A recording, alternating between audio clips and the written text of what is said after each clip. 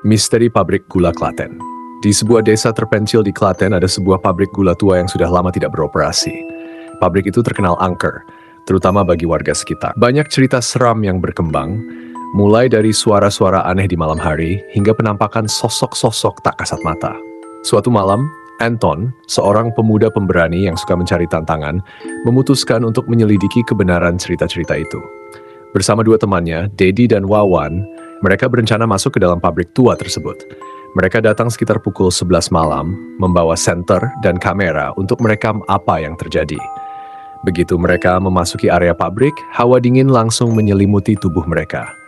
Bangunan tua dengan dinding yang berlumut tampak semakin menyeramkan di bawah cahaya bulan. Mesin tua yang berkarat terlihat berdiri tegak, seolah menunggu waktu untuk kembali dihidupkan. "Apa kalian dengar itu?" tanya Dedi tiba-tiba. Mereka semua terdiam. Dari kejauhan terdengar suara langkah kaki yang berat, seperti seseorang sedang berjalan dengan rantai diikat di kakinya. "Ah, mungkin cuma hewan," kata Anton mencoba menenangkan. Namun, langkah kaki itu semakin mendekat dan terdengar semakin jelas.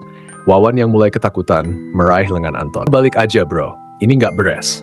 Tetapi Anton bersikeras melanjutkan. Mereka terus berjalan lebih dalam ke dalam pabrik, menuju ruang besar di tengah yang dulunya menjadi tempat pengolahan tebu. Tiba-tiba, lampu senter Wawan mati. Di tengah kegelapan terdengar suara tawa samar-samar seperti suara seorang perempuan. "Siapa itu?" teriak Anton. Tidak ada jawaban, hanya suara tawa yang semakin keras, diikuti oleh suara berderak dari mesin tua di sebelah mereka. Mesin yang seharusnya sudah tidak berfungsi itu tiba-tiba menyala, meskipun tidak ada aliran listrik. Mereka semua mundur perlahan, tapi langkah mereka terhenti ketika sebuah sosok muncul di pintu. Sosok perempuan dengan wajah pucat dan mata kosong, memakai pakaian pekerja pabrik zaman dulu. Rambutnya panjang terurai, dan dia berdiri diam menatap mereka. "Kita lari sekarang," teriak Dedi, tapi kaki mereka seolah tidak bisa digerakkan. Sosok perempuan itu mulai berjalan mendekat. Tangannya yang kurus dan pucat terulur ke arah mereka. Anton yang paling dekat dengan sosok itu mencoba melangkah mundur, tapi jatuh tersungkur. Perempuan itu semakin dekat, wajahnya perlahan berubah menjadi semakin menyeramkan, dengan mulut yang menganga lebar. Tiba-tiba, suara teriakan menggelegar dari arah luar pabrik.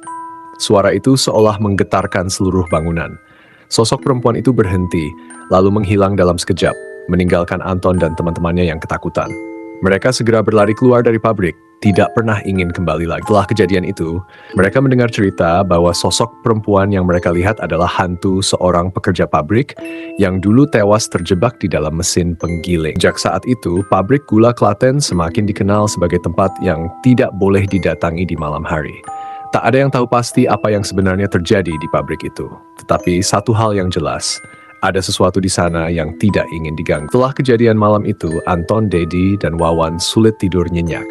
Setiap kali mereka menutup mata, bayangan sosok perempuan dari pabrik gula itu selalu menghantui. Anton merasa ada yang belum selesai. Ada perasaan aneh yang terus membayangi pikirannya, seolah-olah pabrik itu memanggilnya kembali. Seminggu kemudian, Anton menerima pesan dari seorang kakek tua yang tinggal di desa dekat pabrik. Kakek itu mendengar cerita Anton dari warga sekitar dan ingin bertemu. Dengan perasaan penasaran, Anton pun pergi menemui kakek tersebut. Setibanya di rumah si kakek, suasana terasa sangat sunyi. Kakek itu menatap Anton dengan mata penuh beban, lalu mulai bercerita. "Pabrik itu bukan sekadar tempat angker, nak. Dulu, di masa penjajahan, banyak pekerja pabrik yang dipaksa bekerja tanpa henti. Banyak yang mati karena kecelakaan kerja atau disiksa oleh mandor-mandor yang kejam. Salah satu pekerja itu adalah perempuan yang kamu lihat." Anton terdiam. "Apa yang terjadi dengan perempuan itu?" tanyanya. "Dia bernama Sari," jawab si kakek. "Dia tewas mengenaskan, tubuhnya terjepit mesin penggiling tebu. Mandor yang bertanggung jawab atas kematiannya menghilang tanpa jejak setelah kejadian itu. Sejak saat itu, arwah Sari tidak tenang. Dia terus mencari keadilan, tapi tak pernah menemukannya." Anton merasa bulu kuduknya merinding. "Lalu kenapa dia muncul di hadapan kami? Apa yang diinginkannya?" Kakek itu menghela napas berat. "Kamu dan teman-temanmu mungkin membangkitkan kenangan lama yang seharusnya tidak diganggu. Arwah Sari hanya ingin satu hal, nak. Dia ingin kebenaran terungkap dan jiwanya tenang." Anton mulai merasa bahwa dirinya bertanggung jawab untuk menuntaskan apa yang sudah dimulai. Bersama Dedi dan Wawan, dia kembali ke pabrik gula Klaten, kali ini dengan perasaan yang berbeda. Mereka tidak datang untuk menantang atau mencari sensasi, tapi untuk mengungkapkan permintaan maaf dan mungkin menemukan cara untuk menenangkan arwah Sari. Saat mereka tiba di pabrik, suasana mencekam menyelimuti.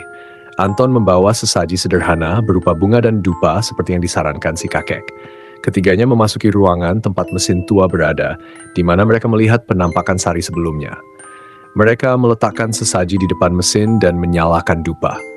"Maafkan kami," ujar Anton dengan nada tulus. "Kami tidak bermaksud mengganggumu. Jika ada yang bisa kami lakukan untuk menenangkanmu, kami akan melakukannya." Udara tiba-tiba terasa berat dan suhu di ruangan itu turun drastis. Dari sudut ruangan, samar-samar terlihat sosok Sari, berdiri diam menatap mereka. Tapi kali ini wajahnya tidak lagi penuh kebencian, melainkan terlihat sedih dan lelah. Perlahan, sosok itu mendekat ke mesin penggiling yang dulu merenggut nyawanya. Seakan-akan ada sesuatu yang mengikatnya pada tempat itu. Kemudian, mesin tua itu bergetar pelan dan terdengar suara retakan di salah satu bagian. Sebuah dokumen kuno tiba-tiba terjatuh dari balik mesin, tertutup debu dan kotoran. Anton memungutnya dan membaca isi dokumen tersebut. Ternyata itu adalah surat perjanjian kerja yang menandakan bahwa banyak pekerja, termasuk Sari, dipaksa bekerja tanpa bayaran dan mengalami kekerasan. Dokumen itu berisi daftar nama para mandor dan pejabat yang terlibat dalam penyiksaan para pekerja. Saat Anton membaca dokumen itu dengan suara keras, sosok Sari mulai memudar. Seolah-olah beban yang selama ini mengikatnya mulai terangkat. Wajahnya perlahan tersenyum, dan sebelum menghilang sepenuhnya, dia berbisik lembut, "Terima kasih." Setelah kejadian itu, pabrik gula Klaten tidak lagi dipenuhi cerita-cerita seram.